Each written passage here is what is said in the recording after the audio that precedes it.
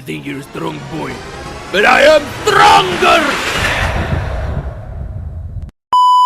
E se o Alasca tivesse continuado com a Rússia? Antes de tudo eu queria explicar que isso é um vídeo de história alternativa. Não tem com o intuito de ser sério. Então fiquei com o vídeo. No início do século XVI o Império Russo deu seus primeiros passos para ser um império sob a liderança de Ivan IV o Terrível. E desde então a Rússia passava pelo processo de expansão para a Ásia e das regiões da Europa Oriental, onde o ápice da sua expansão chegando até o Alasca. Seu governo era uma monarquia absolutista. Seu exército era enorme, uma vasta cultura de diversos povos e grandes riquezas naturais. Entretanto, se comparar com as outras nações, a Rússia fica para trás. Isso é mostrando nas guerras do século XIX e suas táticas, como por exemplo a Guerra da Crimeia. A Guerra da Crimeia começou em 1853 e terminou em 1856. O motivo dessa guerra foi a expansão russa e além de interesses na região do Levante, onde está Jerusalém. E claro, com a coligação contra a Rússia sendo o Reino Unido, a França e o Império Otomano, que juntos formaram a coligação contra a Rússia, e onde o destaque fica a região da Crimeia, que é a atual Ucrânia, que faz parte da Rússia desde 2014. Entretanto, essa guerra em questão foi um grande desastre para a Rússia, já que seu exército era em frangalhos e que, apesar de tudo isso, era um exército enorme, mas mal organizado. Isso acabou tendo o Tratado de Paris, onde muitos outros ainda virão. E é claro que isso ainda é endividar ainda mais a Rússia durante seu período imperial. Olá a todos, meu nome é Alisson César e eu sou um parceiro aqui do Jovem Nacional. Eu vou falar um pouco sobre o Alasca por si próprio, já que o nosso vídeo também vai tentar postular o que aconteceria com essa província se não tivesse acontecido as guerras que ele supracitou, né? Tendo em vista que o Alasca ele só foi comprado por causa das guerras, que eu vou explicar agora mesmo. Mas primeiro eu tenho que explicar para vocês o que é o Alasca por si próprio. Bem, o Alasca sempre foi originalmente colonizado e ocupado pelos humanos nativos da região, que embora sejam vulgarmente chamados de esquimós, os seus nomes originais devem ser ditos com base em suas etnias. Por exemplo, a gente tem os inuites, conhecidos pelos seus iglus, né? Vulgarmente também, né? Não só os iglus, que é a parte mais famosa deles. Como o Jovem Nacional também disse, o Império Russo começou quase no fim do antigo regime no século XVI e fora se expandindo ao oeste, anexando as inóspitas áreas que conhecemos hoje como as porções continentais russas, tais como a Sibéria.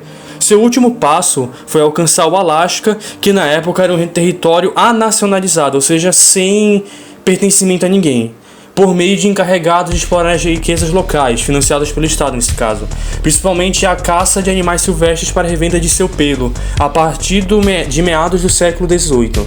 Ou seja, de certa forma o Alasca nunca foi uma província administrada pela Rússia, mas sim uma colônia ultramarina, semelhantemente como convivemos com a Guiana Francesa, que é um país, só que ele é subordinado ao regime francês na Europa, no nosso contexto contemporâneo. Isso se dá pela fundação da Companhia de Comércio da América Russa, no fim do mesmo século, na verdade, por ordem do czar Paulo I, com a capital na cidade indígena russa Sítica, hoje atualmente a quinta mais populosa do estado por si próprio. Entretanto, a colonização sempre foi dura, por causa dos massacres dos nativos opostos à miscigenação fenóptica, ou seja, relações interraciais, as quais podiam ocorrer ou não com consentimento das pessoas, ou religiosas, por meio da pregação do catolicismo ortodoxo russo.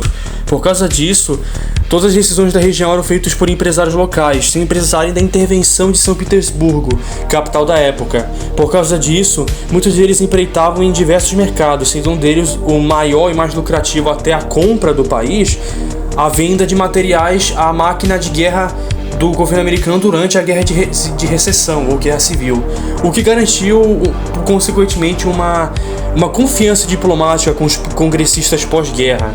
Logo, a compra do Alasca ocorreu porque os americanos gostaram dos produtos locais e se simpatizaram com tal posto comercial, ou seja, os russos trabalhando na Companhia da América Russa, né, que era uma espécie de cartel, podemos dizer assim. Caso o Alasca continuasse com a Rússia, a história deste país seria diferente e as relações entre outros países também. Eu coloquei aqui duas rotas para esse cenário. A primeira é a continuação do Império Russo e a segunda é a continuação dos eventos da nossa realidade. Começando com a primeira, o Império Russo poderia continuar caso a Primeira Guerra ele não participe.